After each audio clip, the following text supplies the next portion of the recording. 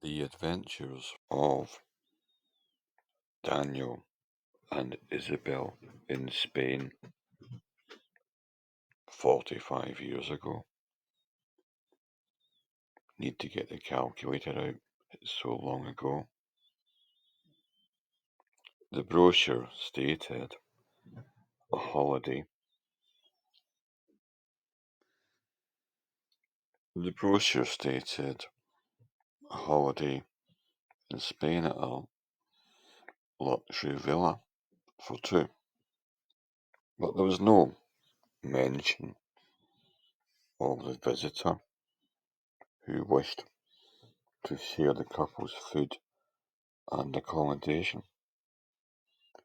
And he certainly expected to guest the surprise package. He wasn't there for fun and relaxation. It was September 1980,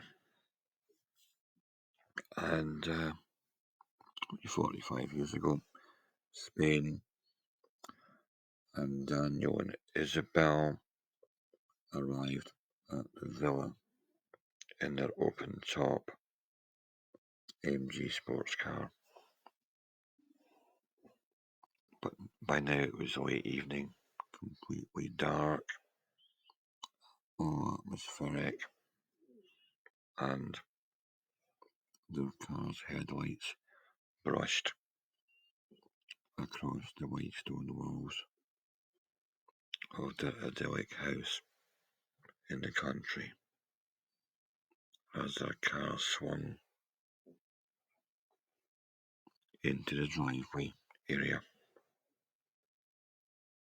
They travelled a long way, and their blood-red MG had gathered a considerable layer of dust on the journey, and so had their suitcases, which were strapped to the boot rack at the back.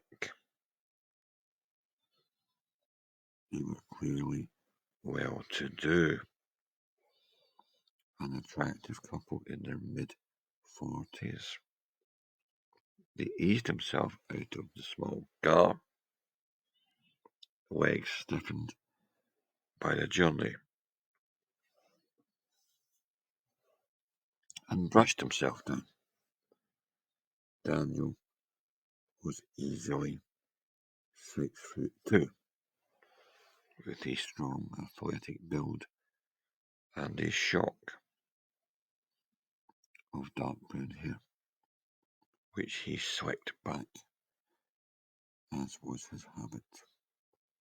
He wore a dark velvet sports jacket, a checked shirt with a stylish cravat, and his thick trouser belt tightly wrapped around his beige chinos, which perfectly complemented his polished leather shoes.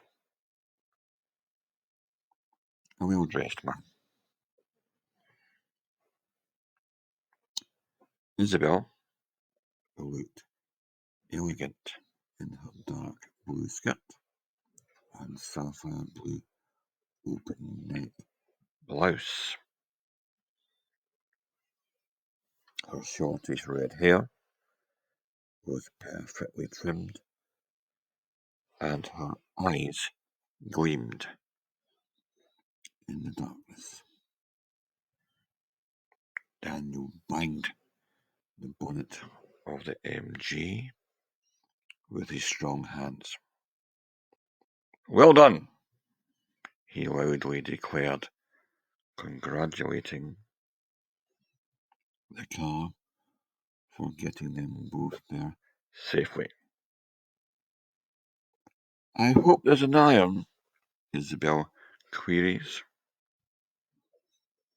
coquettishly in her middle-class voice of refinement. A bath and a good night's rest, Daniel bellowed across the courtyard, with his deep and confident voice resonating off the villa walls. Outside the villa, they both stand next to their car, while the crickets chirp away in the distance in the still night air. As you can hear, the sound has been really rubbish so far, so I'm going to try and work out what to do about this, see if I can improve it and carry on with the story. So they're standing outside the villa in the still night air, having arrived late evening. Lovely, says Isabel, head back, sensing the cool air. Jasmine, Daniel declares enthusiastically. We're in Cantona, Isabel corrects. It's tobacco plants. Let me introduce you to the grapevine. At last, Daniel announces with a sweeping gesture. Isabel plucks a grape straight off the nearby hanging vine and takes a bite. Her lips curl down and she involuntarily screws up her attractive face at the sour taste. She stares at the bitten grape in her hand. I told you that I was flustered when that policeman blew his whistle at me, she says. That cost us another 30 miles at 90 pence a gallon, Daniel accuses her with good nature. Here's the keys. Isabel dangles them in front of him. Come on, let's get inside. Daniel unlocks the villa front door and they both walk in. Isabel carries a lightweight straw holder with her. Moving through the front door, they switch on the lights, the internal lights. They're both now standing in a large tiled floored kitchen with rustic tables and old-style kitchen presses and surfaces. The kitchen, Daniel declares, hands on hips, while he struts around casually taking in their rented accommodation. Converted farmhouse, circa 1920. Ernest Hemingway is supposed to have walked at that window. He drones on in his strident voice, slightly questioning, as if he's quoting from the brochure as he scans around. Meanwhile, Isabel is transferring the contents of her straw bag onto a big wooden table and looking over her shoulder back at him approvingly. She appears to be enjoying her man's presentational patter, all part of the experience, the adventure. She giggles a bit and he joins in with his self-satisfied look on his strong-jawed face. His controlled smile makes him look handsome. Her wide grin lights up her face and she becomes quite glamorous with her white and even teeth.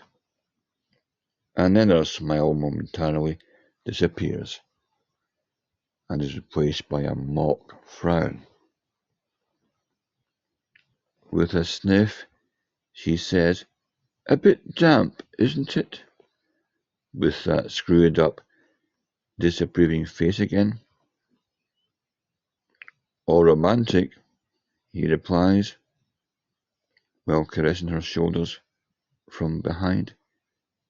He must be about 6 inches taller than her. Anyway, he gets rewarded with a wide-eyed smile. A smile of class and polished refinement. While Isabel is still unpacking her bag, they both notice a notepad on the table. Daniel picks it up and reads out loud the handwritten message. "Welcome. We hope you enjoy your stay." Daniel looks around and says, "I should hope so. The money we're paying